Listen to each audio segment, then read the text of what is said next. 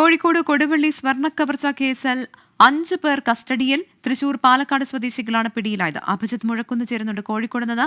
അഭിജിത്ത്, പിടിയിലായവരുടെ കൂടുതൽ വിവരങ്ങൾ ലഭ്യമായിട്ടുണ്ട്?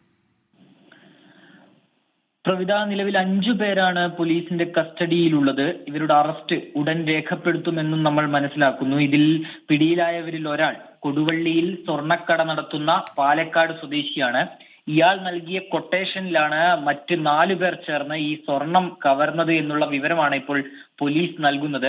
ഇതിൽ 1.75 കിലോ സ്വർണമാണ് ഈ ബിജു എന്ന സ്വർണ്ണ വ്യാപാരിയിൽ നിന്ന് ഈ സംഘം കഴിഞ്ഞ ബുധനാഴ്ച രാത്രി 10 മണിയോടെ കവർന്നത്. ഇതിൽ 1.3 കിലോയോളം സ്വർണം പോലീസിന് ഇപ്പോൾ കണ്ടെടുക്കാൻ കഴിഞ്ഞിട്ടുണ്ട്. ഏതായാലും പാലക്കാട് തൃശൂർ മേഖലയിലുള്ളവരാണിവർ. അവിടെ എത്തിയാണ് ഈ 5 പേരെയും പോലീസ് പിടികൂടിയത് എന്ന് നമ്മൾ മനസ്സിലാക്കുന്നു. ഇവരുടെ അറസ്റ്റ് ഉടൻ രേഖപ്പെടുത്തും. ശരി, അഭിജിത്ത് മുഴക്കുന്നാണ് വിവരങ്ങൾ നൽകിയത്.